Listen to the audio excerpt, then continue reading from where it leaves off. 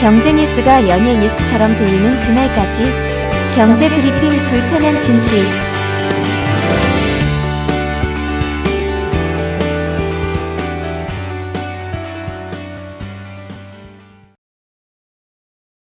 어제 새벽 전 세계 IT 업계를 뒤흔들 만한 뉴스가 하나 전해졌죠.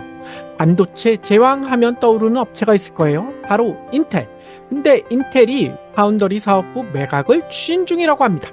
아니, 영원할 것 같던 인텔이 이렇게 흔들리는 이유가 뭘까요? 혹시 삼성에게 기회가 되는 건 아닐까요?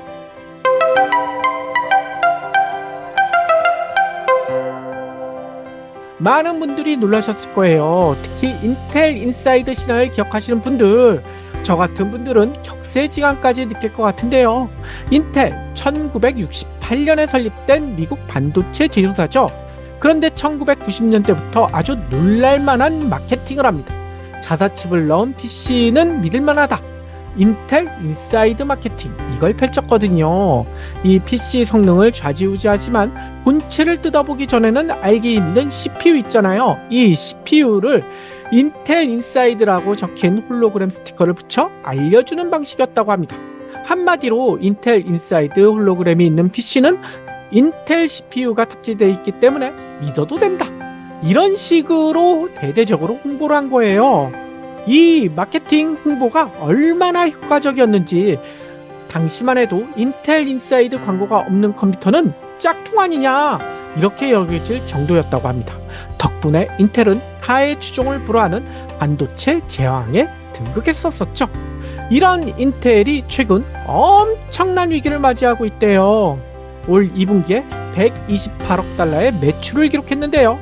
이 수치는 전년 대비 늘어난 게 아니라요, 1% 감소한 수치라고 합니다. 그래서인가 영업 손실이 무려 20억 달러에 달한다는 거예요. 따라서 주가도 장난 아니겠죠. 연초 대비 60% 가까이 지금 폭락한 상태라고 합니다. 그래서 미래 기업 가치의 척도로 여겨지는 시가총액 있잖아요. 시총이 940억 4,500만 달러밖에 안 된다는 거예요. 반도체 제왕인데도 글로벌 반도체 기업 톱 10에서도 밀려나 있다고 합니다. 특히 엔비디아의 시총이 2조 9,300억 달러거든요.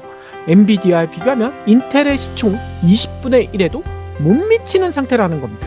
이러자 급기야 인텔은 지난 1일 장 마감 후 연 실적 설명회에서 전체 직원의 약 15%인 15,000명을 해고하고요, 투자도 대폭 줄이는 구조조정 대책을 내놨다고 합니다.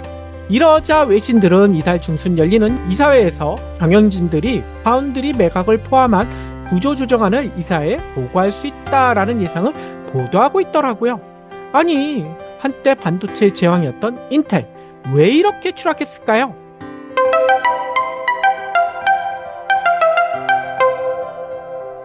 결론적으로 이야기하면 예전 방송에서 살펴봤던 보잉 사례와 매우 비슷해 보여요.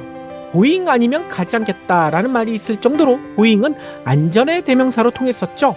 그런데 이런 보잉 경영진에 월가 출신들이 합류하면서 이상하게 변하기 시작했다는 거예요.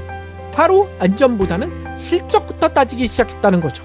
안전보다는 비용 절감을 앞세우다 보니 여객기 추락사고가 연이어 발생했고, 이제는 보잉이라면 하지 않겠어 라는 말까지 나오고 있다는 거죠. 인텔도 마찬가지라고 합니다. 인텔의 몰락 2013년부터 시작됐다라고들 보통 이야기하는데요. 바로 이때 무슨 일이 있었느냐, 재무 출신인 브라이언 크로자닉이 CEO에 취임했거든요. 이 크로자닉 CEO는 엔지니어들에게 원가 절감 단기 성과를 요구했다고 합니다. 그래도 마음대로 안 되자 2016년에는 대규모 해고를 단행한 바가 있다는 거예요. 그러면서 모바일 사업에서도 완전히 철수하기도 했었고요. 기술 개발을 최우선하던 회사의 기조가 이때 완전히 바뀌었다는 거죠. 이 밖에 미공개 정보를 활용한 주식 매도 논란, 직원과의 부적절한 관계까지 크로자닉 CEO가 벌였다는 겁니다. CEO가 할 수 있는 논란 대부분을 보여줬다는 거예요. 더욱 큰 문제는 이런 논란 이후 2018년에 새로 취임한 밥 스완 CEO. 이 양반 역시 재무 전문가 출신이라는 거예요. 이 스완 CEO 역시 기술 개발보다는 원가 절감 등에 관심이 많았다는 거죠. 이렇게 되니 세계 최고를 자랑하던 인텔의 기술력 흔들거릴 수밖에 없다는 겁니다. 최첨단 공정 경쟁에서도 대만의 TSMC 그리고 우리나라의 삼성전자에 밀리기 시작했다는 거죠. 특히 2015년에 나올 계획이 있었던 인텔의 10나노 공정 제품 계속 지연됐었다는 거예요. 한 세대 전인 14나노 공정을 고수하면서 사골국물 14나노 방망이 깎는 노인, 이런 비아냥까지 듣게 됐다는 거죠. 아니, 이런 일이 계속되면 어떻게 될까요?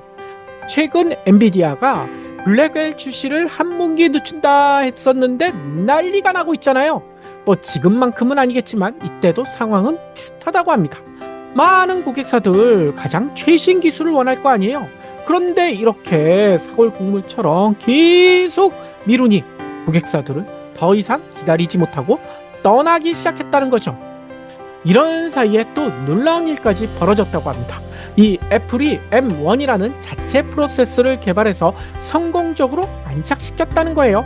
구글, MS, 아마존 같은 고객사들도 모두 자체 반도체 개발을 선언했고요. 이런 빅테크 기업들이 자체 반도체 개발에 나선 이유는 아마 다들 짐작하실 겁니다. 앞서 얘기처럼 인텔이 구식 CPU를 고수하자 인텔만 믿었다가는 우리 제품까지 구식 취급받겠다 라고 생각한 것이죠. 따라서 아예 그냥 인텔 믿지 말고 우리가 자체 개발해, 직접 개발해, 그렇게 나섰는데 결국 성공했다는 거죠. 이렇게 경쟁사들이 치고 나오자 2016년 앞서 잠깐 언급했던 크로자닉 CEO는 12,000명을 또다시 해고하면서 허리띠 졸라매기에 나섰다는 겁니다. 근데 문제는 이때 능력 있는 고연차 연구원들이 대거 회사를 떠나면서 어떻게 했느냐? 그냥 손가락만 빨 수 없잖아요. 경쟁사인 AMD, 애플로 이동했다는 거죠. 근데 이때 그냥 사람들만 이동했을까요? 인텔의 40년 노하우가 그렇게 경쟁사로 다 넘어갔다는 겁니다. 이것만이 아니에요. 투자 오판도 이어졌다라는 지적이 있는데요. 2017년 이 챗 GPT로 유명한 오픈 AI, 이때는 설립된 지 얼마 안 됐을 때였겠죠. 그런데 인텔의 지분 15%를 10억 달러에 사달라라면서 협업을 제안했었다는 거예요. 만약 이때 성사됐다면 인텔은 절호의 찬스를 잡을 수도 있었겠죠. 부활의 날개를 활짝 폈을 수도 있었을 것입니다. 하지만 인텔은 몇 달을 고민하다가 이 제안을 거부했었다는 거예요. 그 이유가 뭘까요? 빠른 시간 내에 투자금 회수가 어렵다. 이게 이유였다는 거죠. 바로 비용 절감이 인텔의 절대 원칙으로 자리 잡으니 이렇게 미래도 내다보지 못했다는 거예요. 이 챗 GPT 열풍에서 인텔이 완전히 벗어나 있었다는 겁니다. 여기에 인텔의 카운터 펀치를 날린 곳이 있어요. 바로 앞서 잠깐 언급했던 AMD. 이 2000년대 초반까지만 해도 AMD는요, 싸구려 CPU 기업으로 여겨졌거든요. 왜냐면 앞서 설명드린 인텔 인사이드 마케팅이 전 세계적으로 히트치면서 AMD가 들어간 PC는 성능도 떨어지고 가격도 싸, 이런 저가로 통했었거든요. 하지만 2010년부터 상황이 급변하기 시작합니다. 이 AMD가요, 대만계 미국인으로 MIT 박사이자 엔지니어 출신인 리사수를 CEO로 영입했거든요. 이때부터 본격적으로 기술 개발에 나서서 가성비를 앞세워서 플레이스테이션 아시죠? 플레이스테이션에 이 AMD가 장착되기 시작했다는 거예요. 뿐만 아니라 서버용 CPU도 적극적으로 개발해서요, 10년 전만 해도 한 자릿수였던 AMD의 서버용 CPU 점유율이 지난 1분기에는 무려 24%까지 뛰었다고 합니다. 인텔의 점유율은 그만큼 떨어졌다는 거고요. 이는 주가에 그대로 반영되고 있어요. AMD의 시총은 2,404억 4,200만 달러. 그런데 앞서 살펴드렸잖아요. 인텔의 시총은 940억 달러 정도밖에 안 되잖아요. 거의 3배가 차이가 납니다.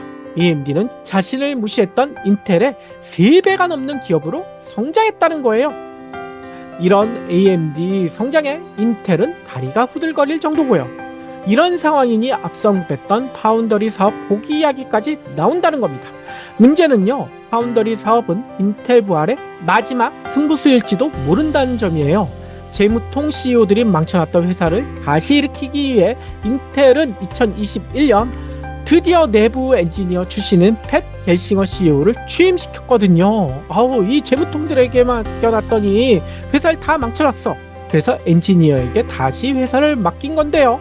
종합 반도체 기업으로 부활을 공언하면서 고객사들에게 설계 주문을 받아 반도체를 제작 주문하는 파운더리 사업도 이때 다시 시작했다고 합니다.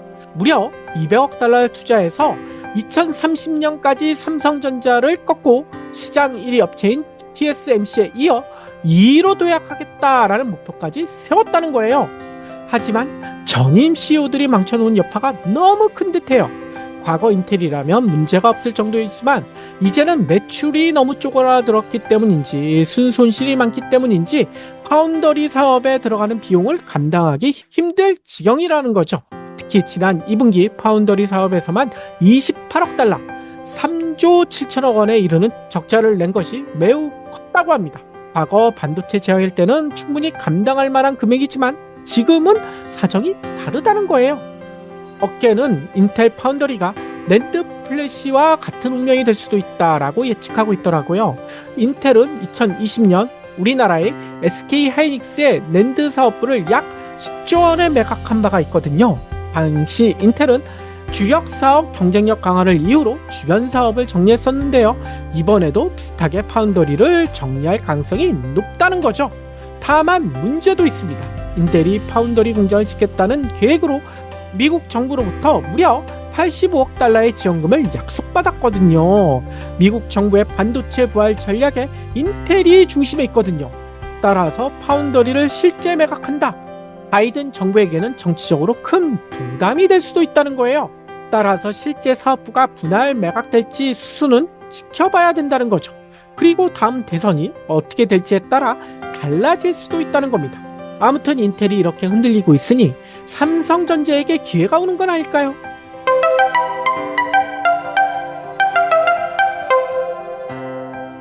물론 인텔에서 이탈한 고객사들을 삼성전자가 흡수할 가능성 매우 크다고 합니다. 삼성전자는 당분간 TSMC를 대체할 수 있는 유일한 파운드리 업체로 손꼽히기 때문이죠.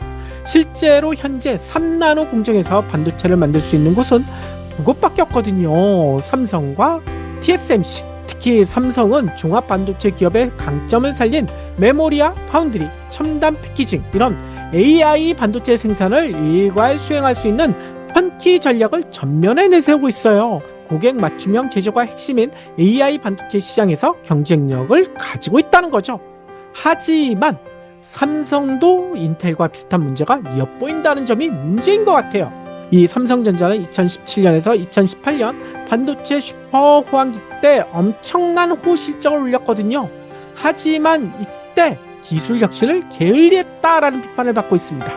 특히 현재 가장 핫한 HBM, 고대역폭 메모리 다들 아시죠? AI의 핵심 아닙니까? 근데 이 HBM 연구 개발을 지속해 오다가 예상보다 수요가 없을 것 같은데 수익성이 보장되지 않는데 라면서 2019년에 이 HBM 팀을 해체한 바가 있어요.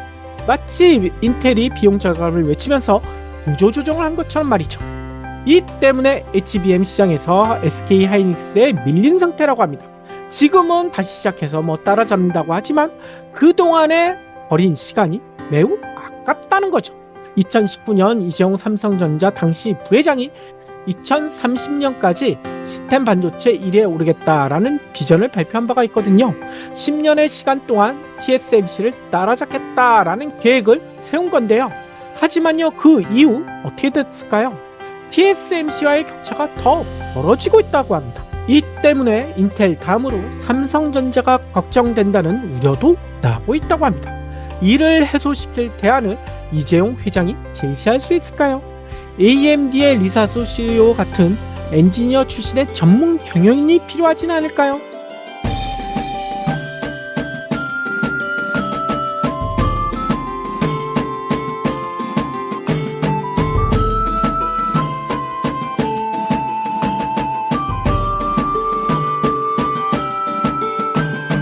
경불진 완주해 주셔서 감사합니다. 하트 투척, 댓글 남기기, 링크 공유, 계좌 후원 등 경불진 2PD에게 힘을 보태주세요. 더 좋은 내용으로 보답하겠습니다.